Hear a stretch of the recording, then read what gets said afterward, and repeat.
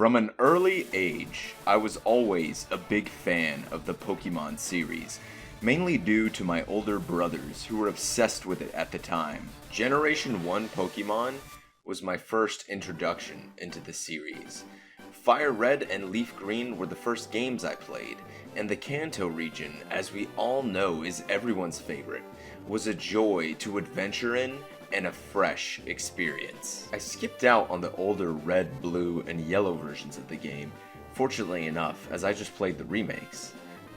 Then it was on to Gen 3, and I was trying to catch them all in the Hoenn region.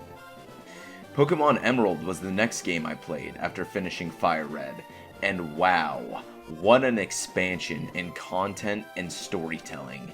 The story with Rayquaza was very intriguing.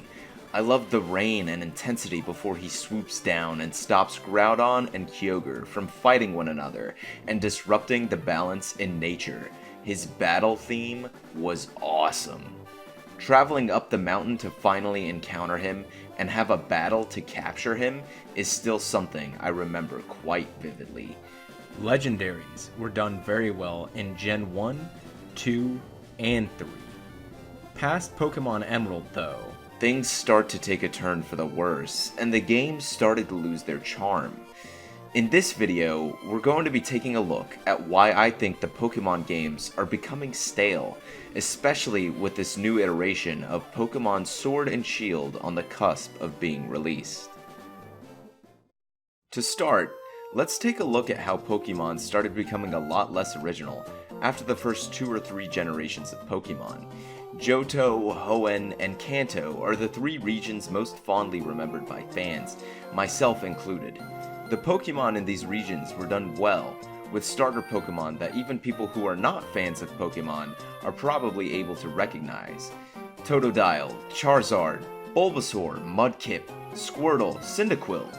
All of these Pokemon have been mascots of the series. Now try to remember some of the starter Pokemon from any other generation or region. I definitely find it harder to remember Tepig from Pokemon Black and White. It's literally a fire pig. How about Pokemon Pearl? One of the starters is just a monkey. There's also Turtwig, who's just a turtle with a tree on its back. Are you seeing a pattern?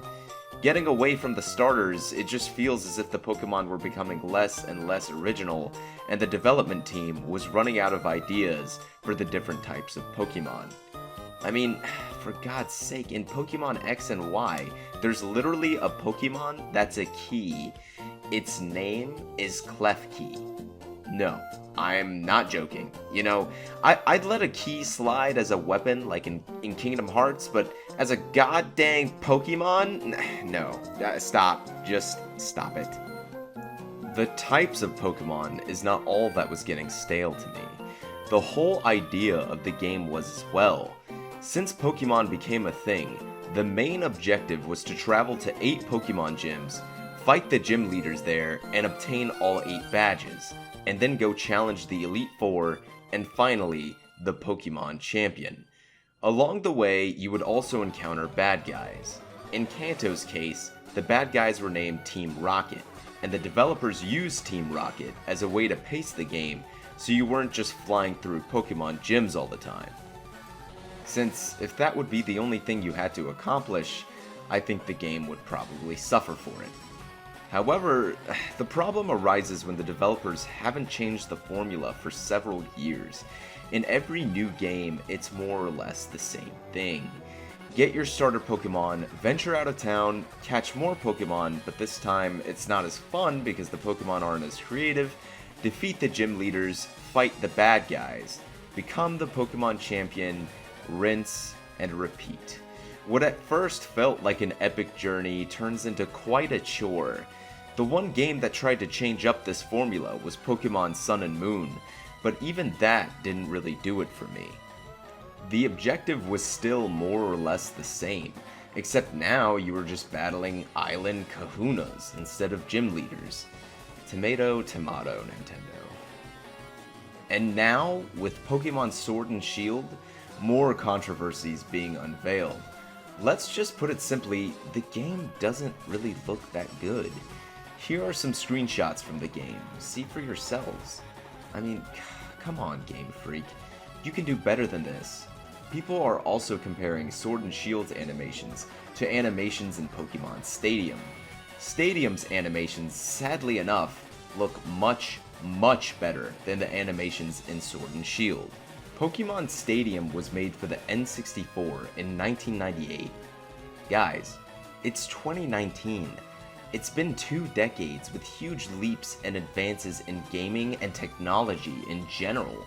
For this even to be comparable is asinine, let alone be worse, technically speaking, than a game made in 1998. To be fair, Pokemon Stadium wasn't a full-fledged Pokemon game and was solely for Pokemon battle purposes, while Sword and Shield isn't. But at the same time, I still think it's fair to compare the two.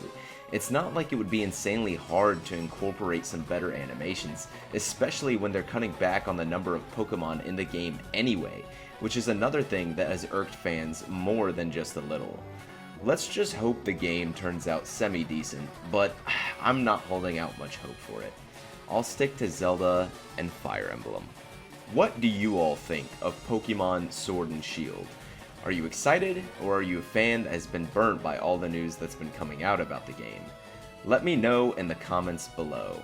And don't forget to subscribe to become the Pokemon champion, and I will see you all in the next video.